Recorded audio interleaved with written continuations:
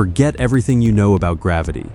You're looking at a glitch in reality, a colossal alien hive drilled straight into a sheer vertical cliff.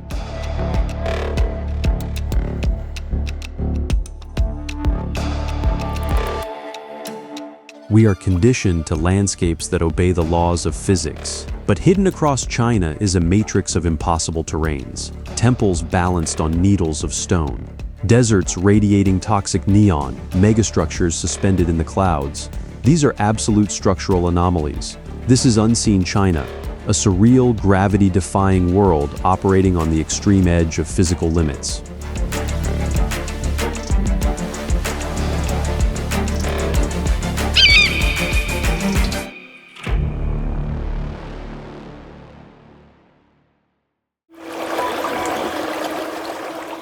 Some valleys look designed by a computer because ordinary ground has run out.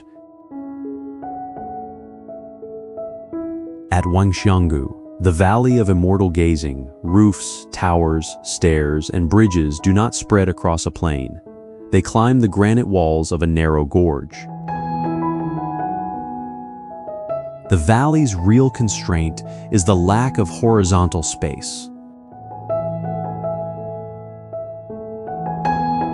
Tile roofs stack above wooden halls, and walkways fold against stone. The cliff is not backdrop here, it is foundation. Wangxian Valley sits in eastern China. From distance, it reads as one settlement, but its logic is a route. River below, rock beside it, movement forced upward. Wangxianggu is strongest when it refuses to behave like a normal village. It turns the slope into its main artery.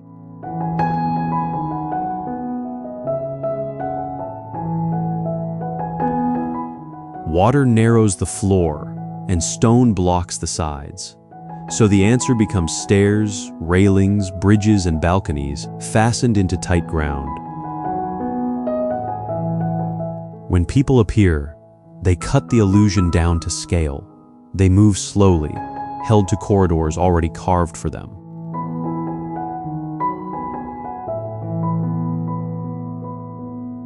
Near the waterfall, a boardwalk is not decoration. It carries bodies past falling water, wet stone, and distance. Then night changes the evidence. Lanterns, eaves, courtyards, and paths ignite in layers, and the valley looks rendered, not built. But the light does not hide the pressure, it exposes it. Every lit roof shows weight, movement, and crowding placed on a thin strip of mountain. The true shock is the balance between spectacle and restraint. The image feels unreal, but the rules beneath it are hard. Slope, water, stone, and moving people through them.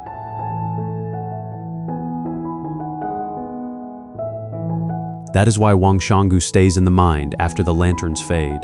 It is not a fantasy valley escaping the mountain. It is human order built inside the mountain's terms.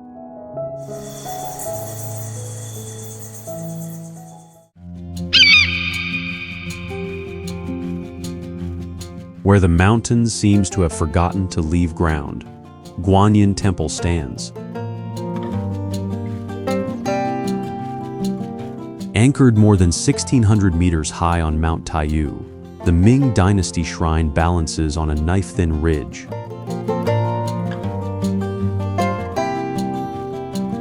The first fact is absence. No broad square, no easy approach, no flat shelf around the shrine.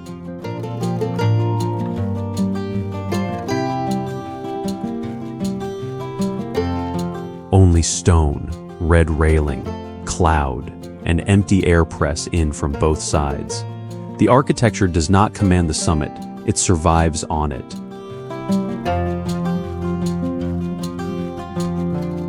From far away, the scale reverses. The temple becomes a white mark on a large mountain body, and the real weight is the climb to reach it.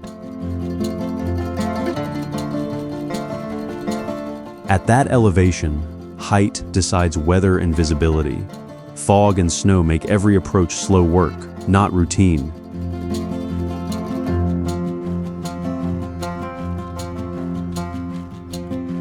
The route shows the human answer. Stairs climb the rock, red railings grip the edge, and a narrow bridge turns a broken summit into passage.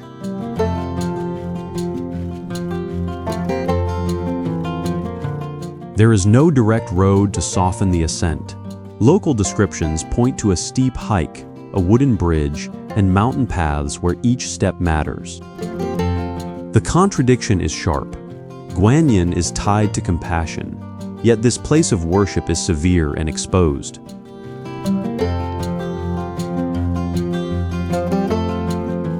The white walls and red rails make the danger plain.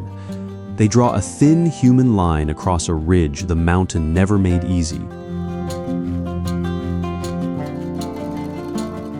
Local belief says prayers offered here rise straight into the sky.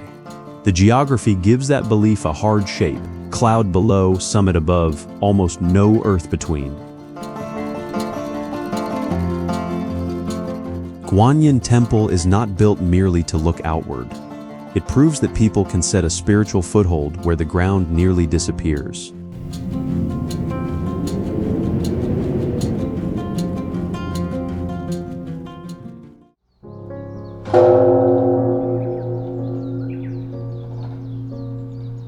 A split stone summit carries two temples where a cliff should leave no room for any roof.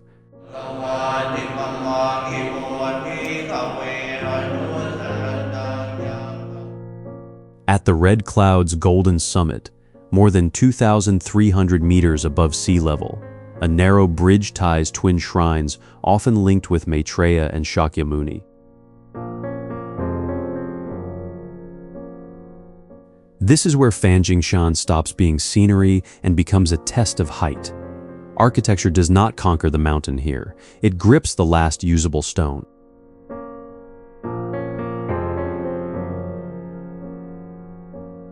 The summit's split is the signature. Two roofs, two stair lines, one cut of empty air between them.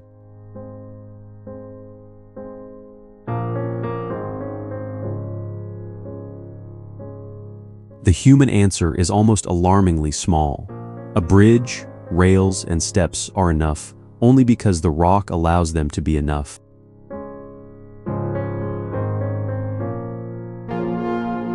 Beyond the golden summit, the mountain widens into a vast, isolated ecosystem. The temple is merely a visible anchor in a massive, untamed ridgeline.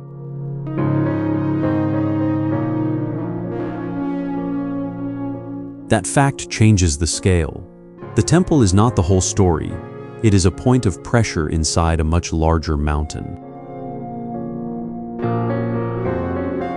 The name Fanjing is commonly traced to Fantian Jingtu, Brahma's Pure Land.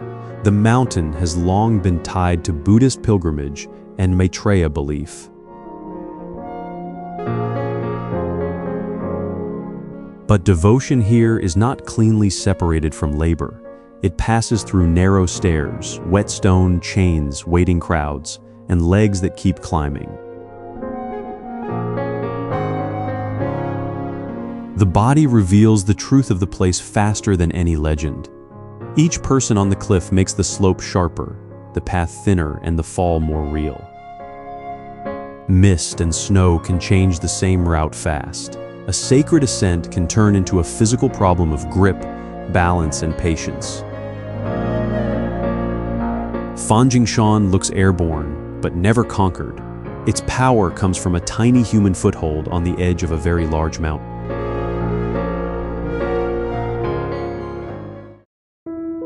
Gold roofs rise from a snow ridge too narrow for ordinary foundations.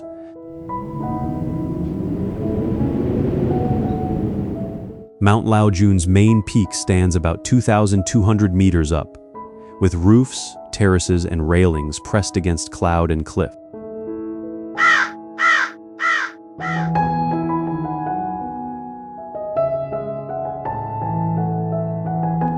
This is not architecture placed on open ground. It is architecture forced to cling to a ridge that gives almost nothing back.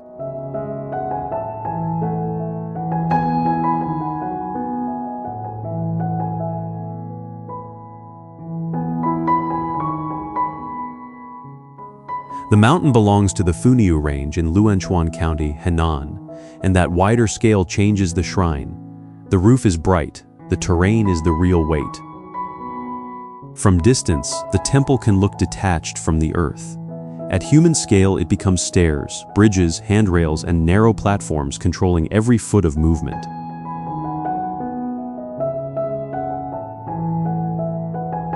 Tied to ancient Taoist traditions, the summit holds deep spiritual authority, but the mountain enforces its own brutal physical test on the architecture.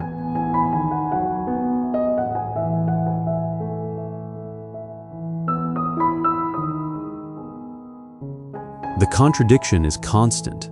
The buildings appear calm, while every path around them negotiates snow, wind, stone, and crowd pressure. Above 2,000 meters, weather is not background.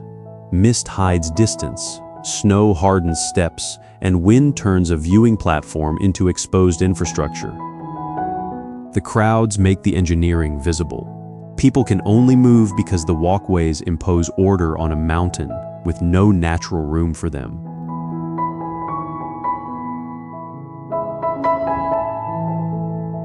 A red railing, a bridge, a frozen gorge, a red coat on white stone. None of this is decorative. It shows how thin the usable world becomes near the top.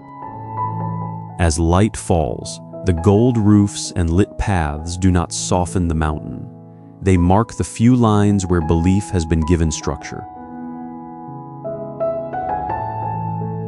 On Mount Laojun, faith survives as hardware. Roofs, rails, paths, and platforms braced against altitude, weather, and stone.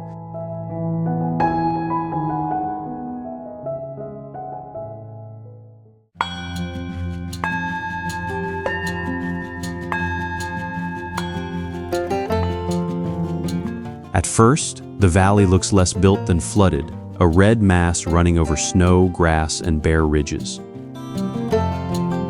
But at about 4,000 meters in Sertar County, Sichuan, those repeated roofs belong to Lerung Gar, one of the largest Tibetan Buddhist academies.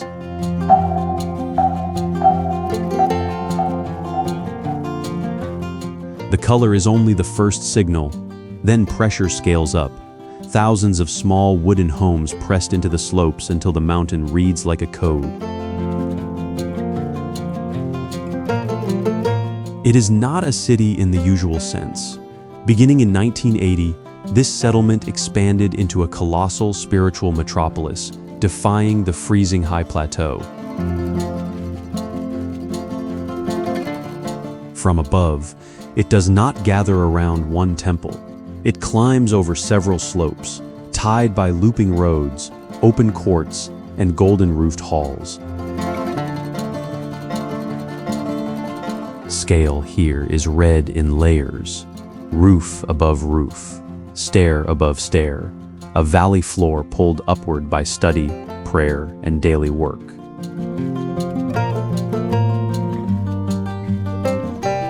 Inside that red field were dormitories, lecture halls, temples, libraries, and separate living quarters for monks and nuns.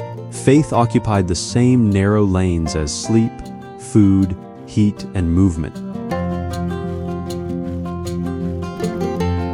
On the ground, the grandeur slows down. Robes pass through alleys, prayer flags strain in the wind, and a yak crossing the street drags plateau life back into the academy. But the same scale that makes Lerung Gar overwhelming also makes it exposed. Since 2016, international reports have described partial demolitions and relocations inside the settlement.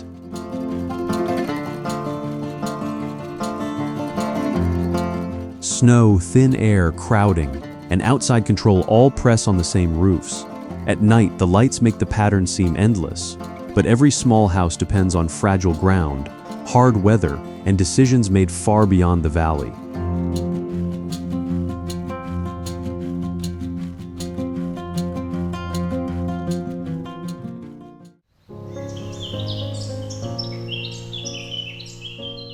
A red cliff in Gansu looks as if it has been stitched across with caves, rails, and narrow hanging paths.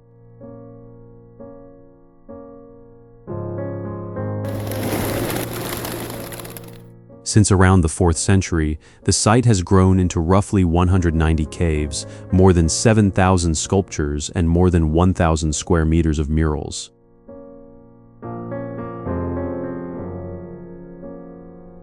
This is Maijishan, the wheat stack mountain, named for the rounded form that rises apart from the valley.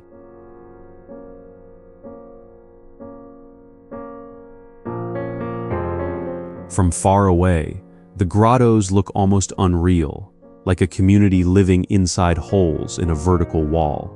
But the work is not fantasy, it is religion and labor forced onto dangerous ground.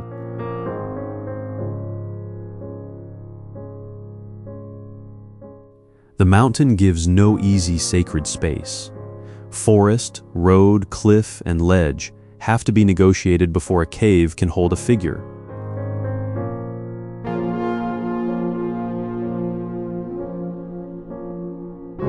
That is what gives Maijishan its force.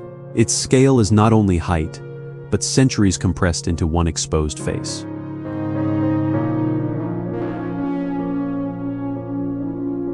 People on the red walkways reveal the measure. The statues dwarf them, and the sandstone wall dwarfs the statues.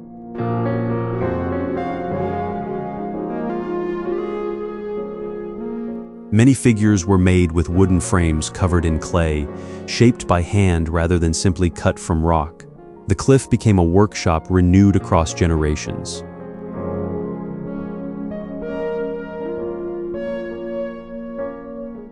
The same craft makes the site vulnerable. Clay, paint, sandstone, railings, and open air all need protection against earthquakes, weather, and repeated repair.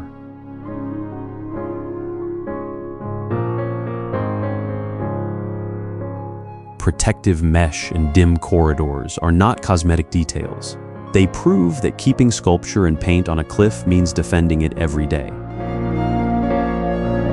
Standing as a major anchor of the ancient Silk Road, the mountain is never truly conquered. It is held together entirely by extreme human discipline.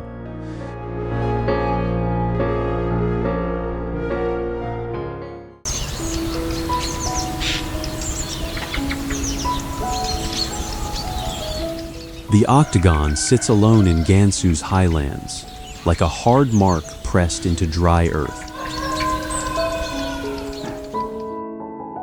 Known locally as Bajiaocheng, the fortress breaks the natural chaos with a precise 8-sided military plan. The undeniable impact is not the height of the walls. It is the way straight lines cut across fields, rooftops, red hills, and open ground.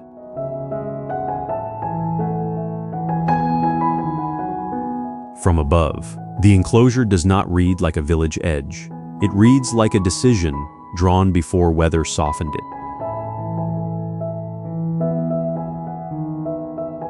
Its position matters as much as its outline. Ganjia lies in Jiahe, Gansu, near a long contact zone between Han Chinese and Tibetan communities. That borderland gives the fortress a harder purpose. A place like this had to watch distance, hold rotes, and mark a line.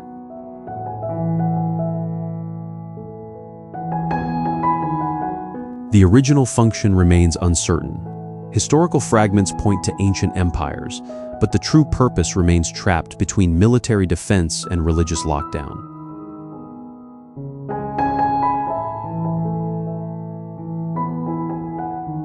That uncertainty does not weaken the site.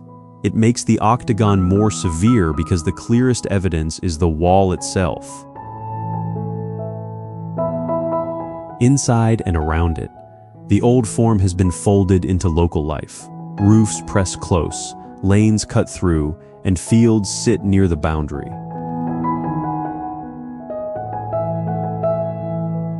A fortress only survives when it belongs to grain, paths, and roofs. Here, defense becomes settlement, and settlement keeps reusing the shell. But this is not stone pretending to be eternal. Rammed earth takes punishment from wind, rain, freeze and thaw, and farming near the wall.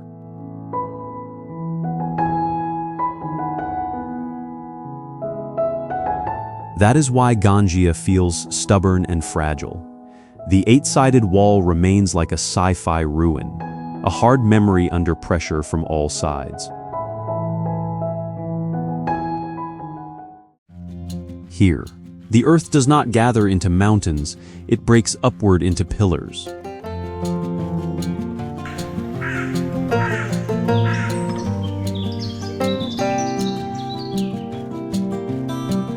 Across Wulingyuan, more than 3,000 quartz sandstone peaks and columns rise from forested ravines, split by rain, natural cracks, and long erosion.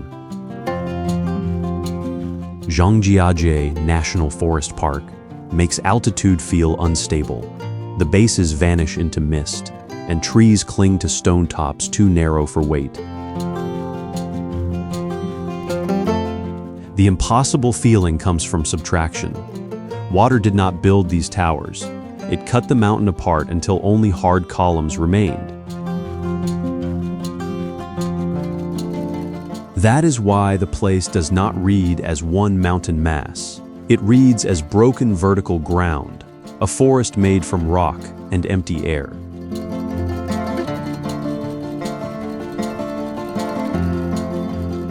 The scale is larger than any single spire. Wulingyuan's UNESCO recognition in 1992 frames the whole maze of ravines, pillars, forest, and weather as one connected system. A pagoda on a ridge, a cable car over a gorge, and a glass lift on a cliff reveal the same problem. Depth is everywhere. Movement here is not a side note. Paths, stairs, cars, and platforms must cling to the edges left by erosion.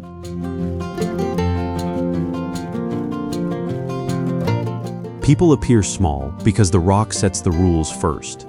Every route has to borrow a ledge, a saddle, or a narrow cut. The boldest answer is the Bailong elevator, built hard against the cliff. It rises more than 300 meters from the gorge floor toward the high platforms above.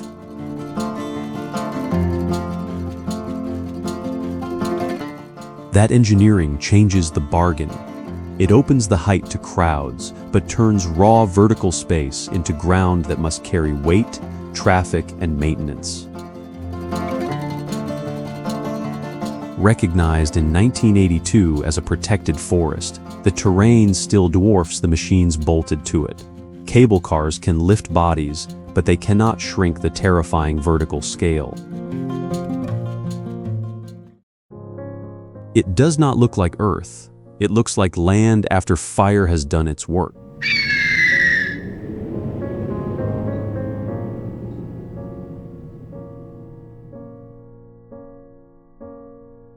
This is Heidu Mountain, often translated as Black Mountain, in Qinghai's Qaidam Basin, where dark volcanic rock cuts through pale desert with almost no water, trees, or shelter. The shock is not height alone. It is the hard contrast, black ridges, light sand, and a basin that gives back nothing.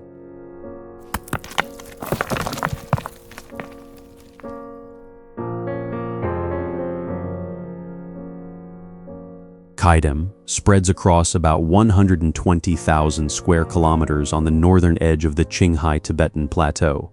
Heidu Mountain is one exposed mass in that dry floor.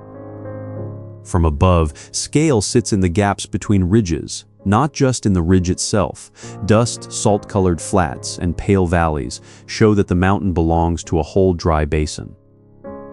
Human marks stay temporary here. A boardwalk, tire tracks, a few walkers reduced to dots. The ground allows passage, not possession.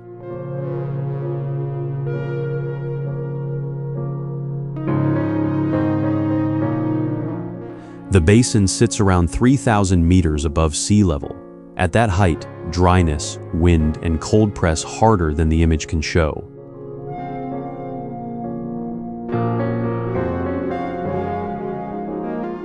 The strongest absence is relief. No green belt, no field, no village edge interrupts the black and gray.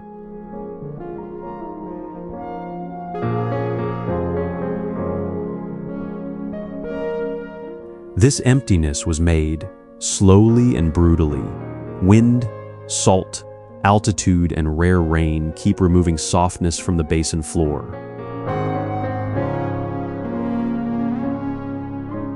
Dark volcanic rock rose, shifted, and then took the wind. Over time, erosion cut away every soft claim. That is why Heidu Mountain feels alien without needing fantasy. It is not designed for comfort, it is a record of pressure. Its darkness reveals China's high, dry interior as a place where survival starts with distance, endurance, and bare rock.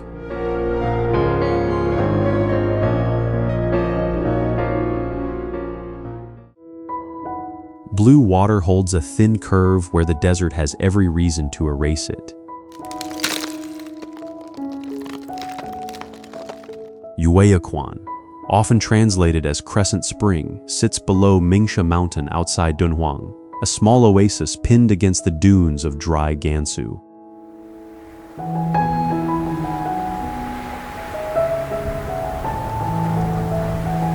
The shape is the shock. Water does not spread across the sand. It holds one narrow crescent beside the temple roofs.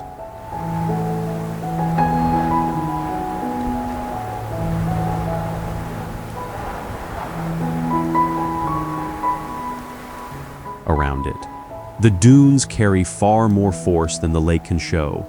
Their size makes the water look less like abundance and more like resistance.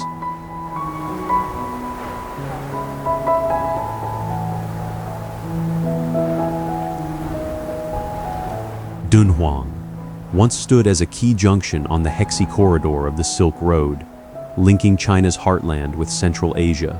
A dependable oasis was not scenery, it was life support. Camel caravans mattered on these dry routes because water decided distance. The lake, the paths, and the built edge turned desert, crossing into a route humans could attempt. Even now, the human scale stays small. People on dune ridges and walkways only measure the size of the sand around them. But the greatest pressure is not always visible. By the late 20th century, excessive groundwater extraction nearly erased the lake entirely. Strict artificial replenishment now keeps it alive. The crescent is no longer just nature. It is a managed line of defense against the advancing desert. That makes the place stronger, not weaker. Survival here is not luck. It is defense against sand and overuse.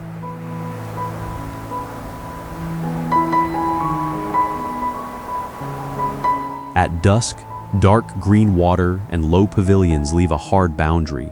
A small drop in water, or a small advance of sand, would change the whole form. Crescent Lake endures as a narrow line between desert pressure and human control. Its power is one precise curve still holding.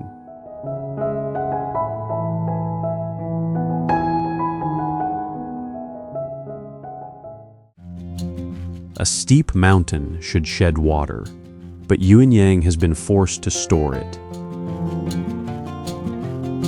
For more than 13 centuries, the Han people have cut, banked, and maintained these terraces across the slopes of Yunnan.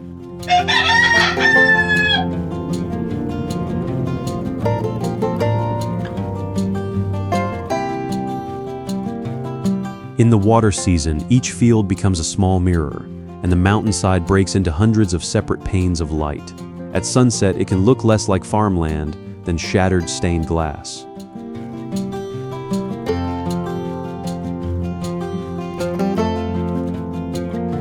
Beauty begins as control.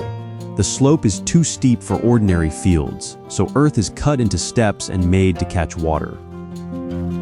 Spanning a core area of 16,000 hectares, the terraces are a massive engineering feat, but scale alone misses the true mechanism.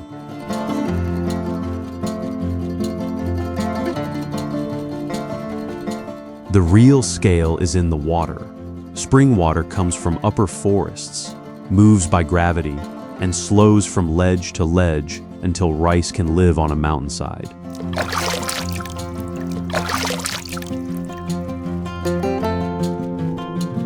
The villages sit inside that order, not outside it.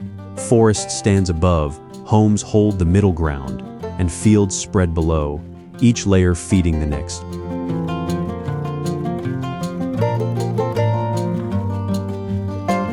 From the air, people are small marks on the banks.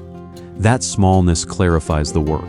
Every wall, channel, and path must keep holding after the color fades. The raw truth is how fragile the pattern is. A terrace is not a finished monument. It is a wet edge of earth resisting weight, seepage, and gravity. If spring water weakens, headwater forest is damaged, or banks go unrepaired, the terraces can lose their grip. The image depends on maintenance as much as weather. Before planting, the flooded fields shine brightest. Then the mirrors become rice, and the mountain keeps holding only because people keep repairing its water.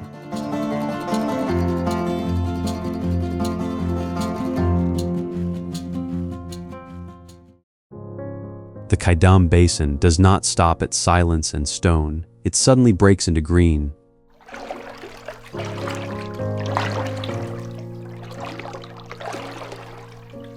Dachaidan Emerald Lake is a salt mining landscape of evaporation ponds, where bright brine cuts through gray desert ground.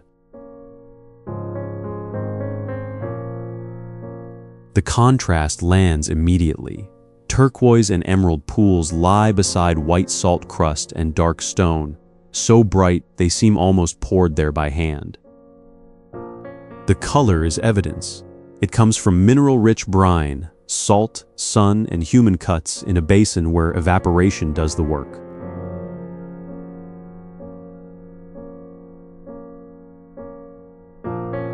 From above, Dachaidan stops behaving like a lake and becomes a divided field of water.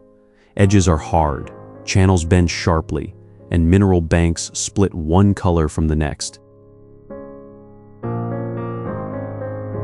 Trapped in an inland dry zone, the basin is loaded with minerals left by extreme evaporation. The beauty here is not wild, it is measured, sliced, and exposed. Roads and causeways cross the salt flat in narrow lines. Cars, tents, and small groups of people cling to the banks, not dominating the place, only proving its scale. There is no great city in the frame to soften the emptiness. The human presence survives on narrow access lines, where the crust is firm enough to carry weight. The brightness carries the warning. It looks alive, but the signal comes from harsh chemistry, salinity, minerals, sunlight, and sometimes salt-loving microbes shifting the water.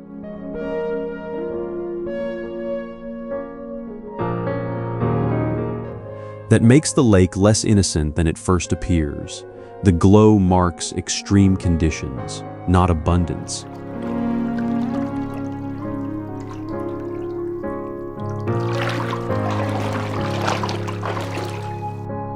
The ponds sit close to roads and visitors, so the landscape never becomes untouched wilderness.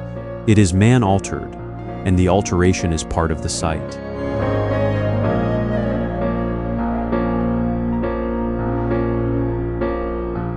The contradiction remains plain. People dug into a dry basin for salt and left behind beauty that still depends on harsh chemistry, narrow access, and restraint.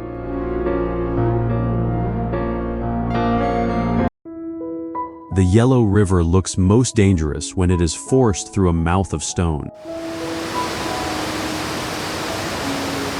Spanning nearly 5,500 kilometers, the massive continental river is suddenly choked into a narrow stone mouth before plunging into the gorge.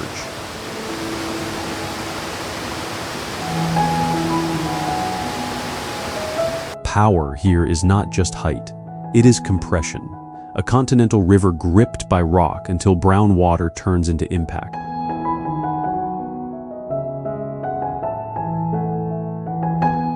The name is bluntly accurate.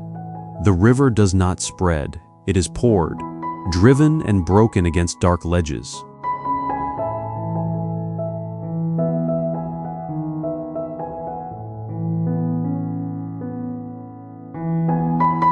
Here, the river loses its width and becomes a locked chute. Dry hills stand around it, but the water carries whole highlands in its color. That color is not romance. It is fine loess, windblown earth from the lowest plateau, dragged downstream as a thick yellow load.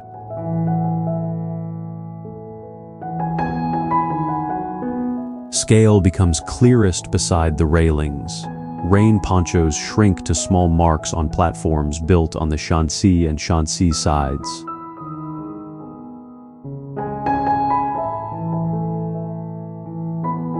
The waterfall changes with the season, from about 20 to about 50 meters wide as the Yellow River rises and falls. More water does not make it graceful, it tightens the threat.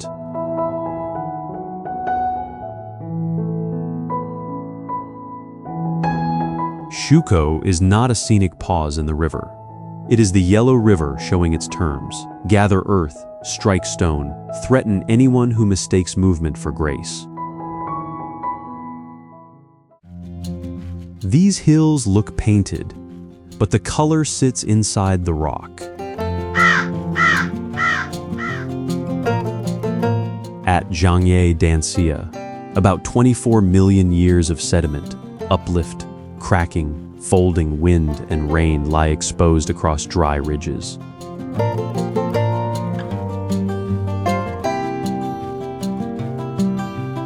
The shock is not only red, yellow, cream, and blue-gray bands crossing the slopes. It is the fact that those bands are the body of the mountain, not a coating on its surface.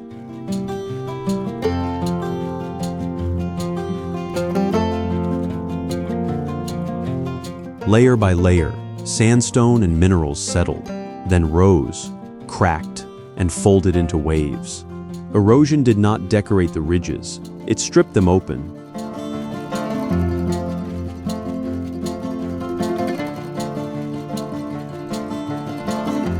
These red sedimentary landforms are lifted and torn into cliffs and valleys.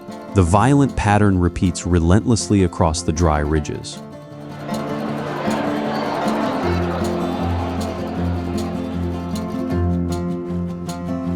Roads and viewing decks matter because this ground is not as hard as it looks. Buses, boardwalks, and fixed platforms keep feet and wheels from chewing into the exposed layers. Access here is also restraint. To see the layers, people are forced onto narrow routes around fragile slopes. The colors come from minerals locked in separate beds. Iron oxide gives many ridges their red, while other minerals leave yellow, cream, gray, and blue-gray lines.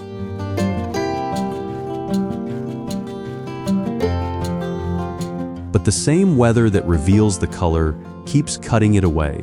Wind, rain, and freeze-thaw pull grooves through sandstone and open fresh faces year after year. Snow and storm clouds make the weakness clearer. This is a brittle landscape, beautiful because it is being attacked slowly. At low light, the ridges can look still, but the cutting has not stopped. The color is temporary evidence. Minerals, time, and damage exposed before they are worn away again.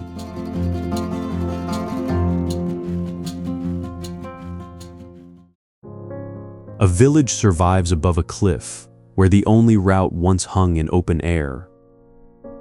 Steel stairs bolted in 2016 replaced the ancient vine ladders climbing 800 meters straight up the Dalian Mountains.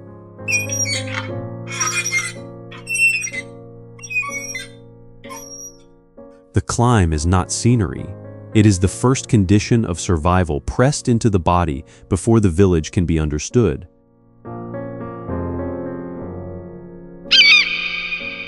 Metal treads bite into red rock, and the railings follow the cliff because the mountain gives no easier line.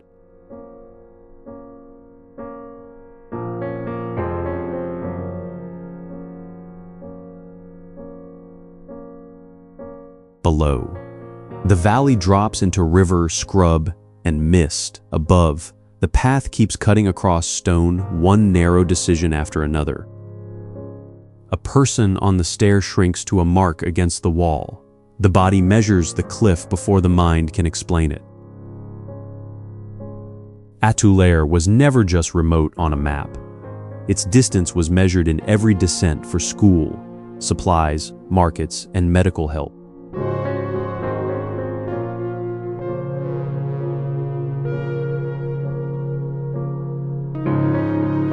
That is why the stairs matter. They are thin infrastructure, bolted to rock, holding a settlement against gravity.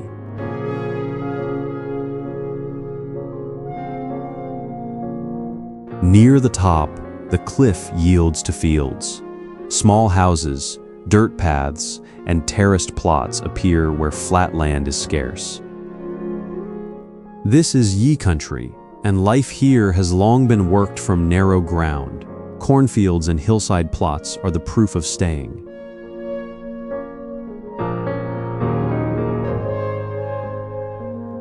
Before the steel arrived, fragile vine ladders were the only lifeline. The extreme isolation forced humans to treat the abyss as a daily commute. Steel reduced the danger, but it did not soften the mountain. The village still rests on a rim where one mistake has hard consequences. In recent years, some residents have been moved down to easier ground, while the old cliff settlement remains above them. Atulair is the price of staying where every way out must first defeat gravity. The 71-meter Buddha sits inside a riverside cliff too large to be read as sculpture alone. Carved directly into red sandstone, the figure faces the brutal convergence of three rivers.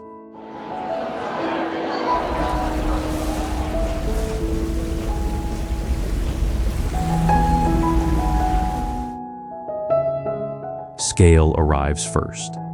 People at the feet and boats below make the height impossible to ignore.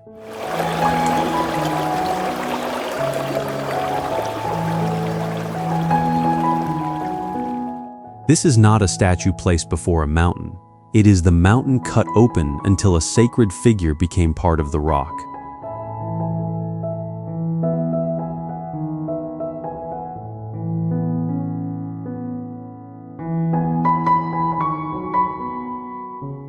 The cliff stands where the Min, Dadu, and Qingyi rivers meet, where water once made passage dangerous.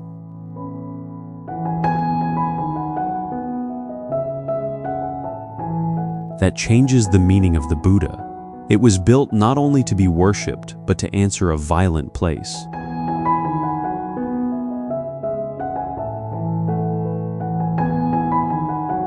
Taking 90 years to complete by the year 803, generations surrendered their labor to this single cliff. Every stairway on the red cliff keeps that labor visible. Bodies still move along ledges where the carving itself once demanded hands, ropes, chisels, and nerve. The calm of the face is the contradiction. The rivers move, crowds compress, sandstone weathers, and the giant remains seated. That stillness is engineered. Hidden drainage channels run through parts of the hair, robes, and body to carry rain and moisture away from the stone. Without those cuts, reverence alone would not hold the Buddha together. Water gives the place its danger, and water is still the force the monument must manage.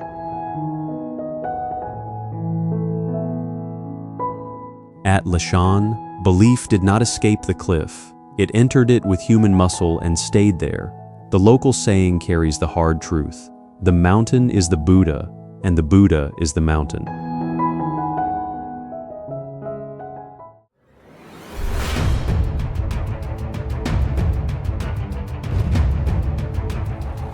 The truth is brutal. These are not just beautiful places. They are impossible structures and alien terrains that expose the limits of human perception.